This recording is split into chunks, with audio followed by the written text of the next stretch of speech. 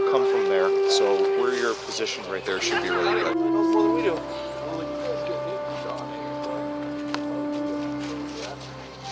I hear smelling soup or anything going. No.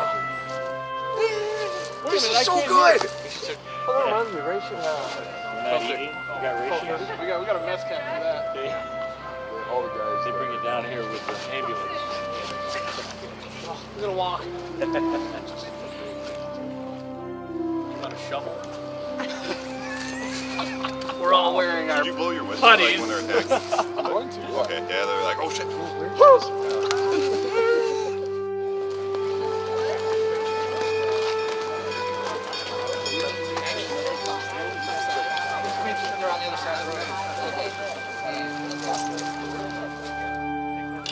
One time in my life, I got to see a chain dropped on a house.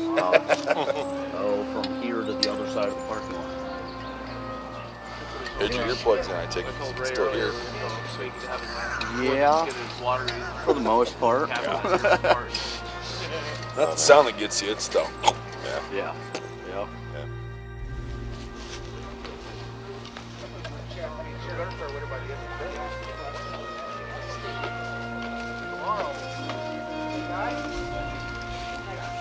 Well, who knows? They're Germans. Yeah. That's fun. Remember when I got to Fenty, got off the plane, got hit 3 freaking times as soon as I got there. It was ridiculous. It was like, welcome to Fenty. And then, get to the yard, this will be working. He's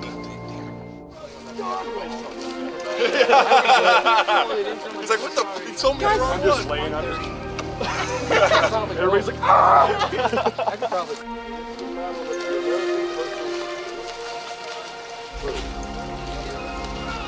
I don't know. Just trying to make sure everybody stays out of this way. And they're installed.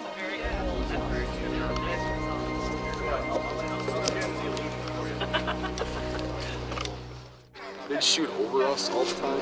You could just hear the Air Force guys getting worked over them. Oh, it feels so bad. At least. Like they didn't have to do much. They, their little second spares is cars like us inside the base. They got more opinion. I can't count.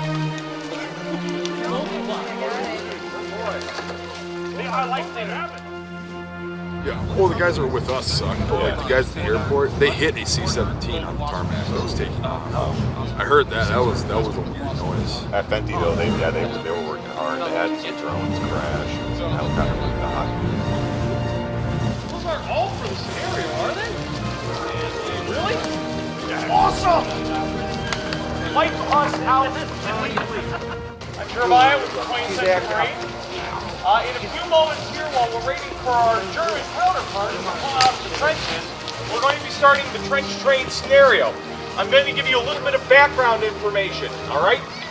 What is about to occur is a classic battle that would happen behind the main trenches, okay? During World War I, not all the warfare happened on the Western Front, obviously, but behind the trenches in the Western Front, there were supply depots scattered all throughout the lands for the Allies and the Central Powers as well. This here is representative of a British trench train.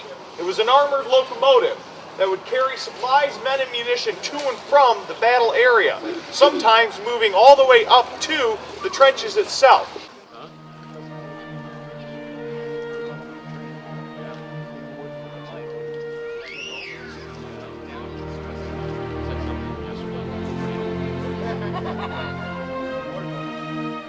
So what we will see here is the Germans are going to make an attempt at capturing the depot itself. The depots were incredibly important for the supply line. If you could knock out the rails, if you could knock out the trains, if you could knock out the supply depot itself, you would effectively cut off the troops that were in the area of that depot.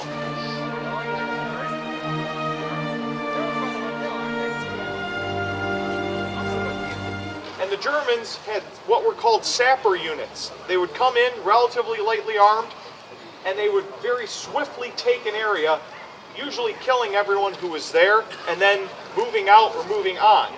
So what we are seeing here is a sapper movement just before a large offensive. The Germans are going to try and knock the depot out. From that direction, sweep in through, killing most of the Americans here. That's sort of how war works. And then they will get pushed back in a little bit by some reserve forces, who will then also be beaten, and the Germans will continue to move forward. It's a little different, but the Germans are going to be winning this one.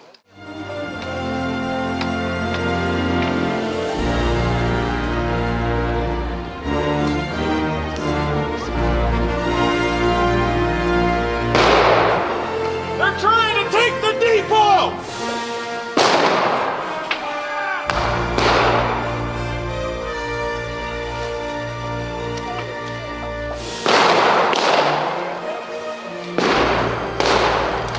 We got to get the runner! I'm gonna break for it!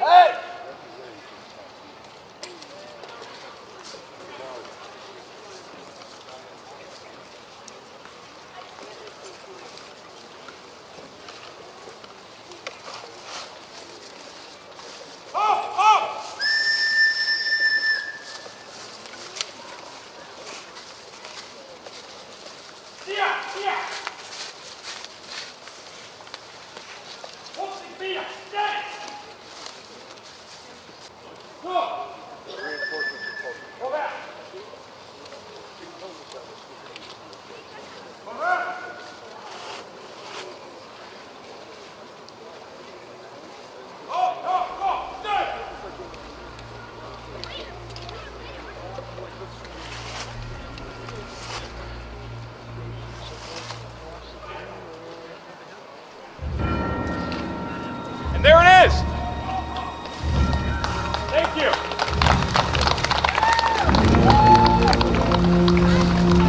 What just happened? The Americans were caught off guard. We really were. And the Germans blitzed the train. They took the depot, wiped us out, placed a satchel charge, and moved on to the American supplies further down the road. That's really what happened. It was about as quick as that in the real war. Thank you. Thank you.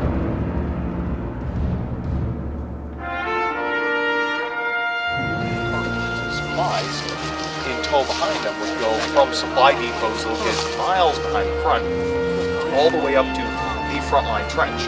Now, because it was a frontline trench, they were being shot at, they were getting bombed, they were being hit with artillery fire, so they had to have armored locomotives, all steel locomotives that would protect the driver inside at the very least so that he could get the supplies to the men who needed it. Now, ironically, on the way back, what they normally do is they put up the dead, dying, or the wounded on the carts. So he would transport, the things used for war to the front, and then he transport those hurt by war from to the rear area again.